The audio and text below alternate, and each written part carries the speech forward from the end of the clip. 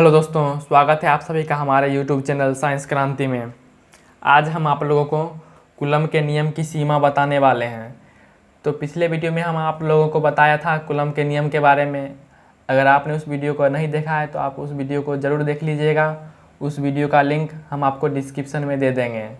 इस वीडियो में हम आप लोगों को कूलम का नियम जो है उसका कुछ सीमा होता है, उस सीमा के बारे में बताने वाले हैं। तो चलिए शुरू करते हैं। इसका जो है कूलम के नियम के जो पहला सीमा है वो है कूलम का नियम केवल बिंदु आवेशों के लिए ही मान्य होता है। बिंदु आवेशों के लिए कूलम का नियम मान्य होता है। बिंदु आवेश का मतलब होता है बहुत छोटा आवेश जो होता है उसके लिए ही मान्य होता है, बड़ा आवेश के लिए मान्य यह नियम नहीं होता है। ये हमारा पहला है। दूसरा है हमारा कूलम का नियम स्थिर आवेशों के लिए ही सत्य होता है। मतलब आवेश जब स्थिर रहेगा तभी कूलम का नियम उस पर कार्य करेगा। आवेश गति नहीं रहना चाहिए। आवेश स्थिर एक स्थान पर आवेश क्या रहेगा, स्थिर रहेगा, गति उसमें नहीं होना चाहिए, तभी कूलम का नियम उस पर कार्य करेगा। तीसरा है हमारा कूलम का नियम माध्यम पर निर्भर करता है। मतलब आवेश जो है वो किस माध्यम में रखा हुआ है, निर्वात है, वायु है या कोई अन्य माध्यम है, उस पर भी आवेश जो है जिस माध्यम में रखा है उस पर भी कूलम का नियम निर्भर करता है। और हमारा अगला नियम है कूलम का नियम बहुत अधिक दूरियों से लेकर बहुत छोटी दूरियों तक लागू होता है। अधिक दूरी में अनंत तक होता है, मतलब कूलम का नियम अनंत तक लागू होता है। और छोटी दूरी में 10⁻⁻15 मीटर, इससे कम दूरी में कूलम का नियम लागू नहीं होता है। सबसे छोटी दूरी इतना होता है। आपको इसमें ऑब्जेक्टिव में भी पूछा जा सकता है, तो आप लोग इसको नोट कर लीजिए। यहाँ तक आगे आपको बताते हैं। आगे हमारा कूलम के नियम से संबंधित कुछ नोट पॉइंट दिया हुआ है, 2-3 है, इसको देख लेते हैं। आवेश की गतिशील अवस्था में इसके मध्य विद्युत बल के साथ साथ चुंबकीय बल भी कार्य करता है। कूलम का नियम जो है जब आवेश इसमें गतिशील अवस्था में रहता है तो विद्युत बल के साथ कौन सा बल कार्य करता है, चुंबकीय बल कार्य करता है। यह क्वेश्चन ऑब्जेक्टिव में पूछा गया था। अगला है हमारा कूलम बल व्युत्क्रम वर्ग नियम का पालन करता है।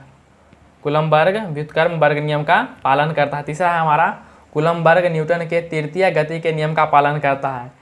यह भी क्वेश्चन आपको ऑब्जेक्टिव में पूछा जा सकता है। आप लोग इसको नोट कर लीजिए। आगे देखने वाले हैं आवेश का अध्यारोपण सिद्धांत। इसका परिभाषा हो जाएगा किसी आवेश पर अन्य आवेशों के कारण लगने वाला सभी बलों के योगफल के बराबर होता है। इसे ही आवेश का अध्यारोपण सिद्धांत कहते हैं। चलिए इसे समझते हैं। जैसे मान लेते हैं कि ये आवेश Q है, बोल रहा है किसी आवेश पर अन्य आवेशों के कारण लगने वाला बल।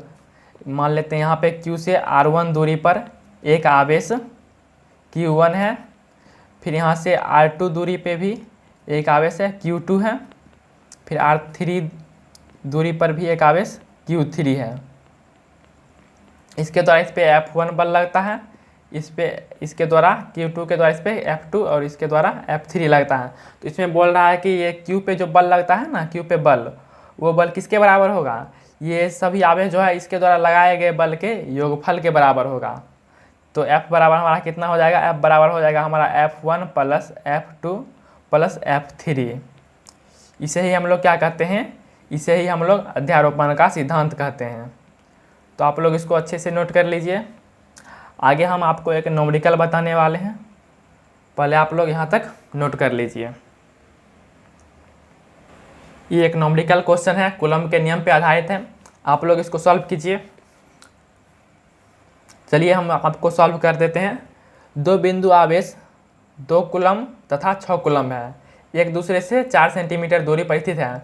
उसके बीच लगने वाला वैद्युत बल, तो हमको क्या निकालना है, उसके बीच लगने वाला वैद्युत बल निकालना है। तो सबसे पहले आवेश हमारा कितना दिया हुआ है, 2 आवेश है। Q1 हमको मान लेते हैं 2 कूलम दिया हुआ है, और Q2 हमारा कितना दिया हुआ है, Q2 हमारा 6 कूलम दिया हुआ है। दोनों के बीच दूरी को R मान लेते हैं।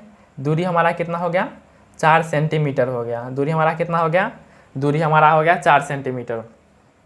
तो आप लोगों को वैद्युत बल का जो फार्मूला है वो पता होगा। वैद्युत बल का फार्मूला क्या होता है, F बराबर 1/4πε0 Q1 × Q2/R² होता है।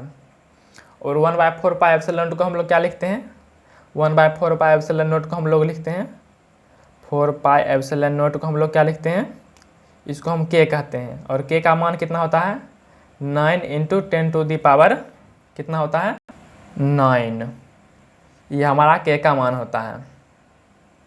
तो चलिए अब आगे, तो हमारा फॉर्मूला हो जाएगा F बराबर क्या हो जाएगा, Q1Q2/r²। तो हम सब का मान इसमें रखेंगे, तो के का मान हमारा कितना हो गया, 9 × 10⁹ इंटू Q1 हमारा कितना है, 2 है, और Q2 कितना है, 6 है। इसको डिवाइड कितना से करना है, r²। r हमारा कितना है, 4 सेंटीमीटर है, और यहाँ पे दूरी जो है मीटर में होता है, तो हम इसको सेंटीमीटर को मीटर में बदलेंगे, तो क्या हो जाएगा, 4 × 10⁻²। ये हमारा कितना हो गया, मीटर में हो गया। r हमारा इतना हो गया, तो हम 4 × 10⁻², इसका क्या होगा, ये r है, इसका स्क्वायर हो जाएगा। तो इसको इस तीनों को गुना करेंगे, 9 × 2 × 6, तो हमारा हो जाएगा, हमारा कितना हो जाएगा, 108 हो जाएगा, इंटू 10⁹ बाय, इसका स्क्वायर है, 4 का स्क्वायर कितना हो जाएगा, 16 हो जाएगा, और 10⁻² का स्क्वायर 10⁻⁴ हो जाएगा। तो इसको हम पहले अलग कर लेते हैं, 108/16 इंटू, यहाँ पे 10⁻9 है, यहाँ पे 10⁻⁴ है, इसको ऊपर ले जाएंगे तो हमारा कितना हो जाएगा, 10⁻+4 हो जाएगा। यहाँ तक आप लोग नोट कर लीजिए। यहाँ पे दोनों का आधार समान है, तो इसका घात जो है वो जुड़ जाएगा। आपने पढ़ा होगा फॉर्मूला एक, x⁴ a इंटू x⁴b, इसका क्या हो जाता है, एक घात का फॉर्मूला है, तो हो जाएगा x⁴ a + b। तो यहाँ पर भी इसका यूज करेंगे तो कितना हो जाएगा, 108/16 इंटू 10⁻, इस दोनों को जोड़ देंगे कितना हो जाएगा, 13 हो जाएगा।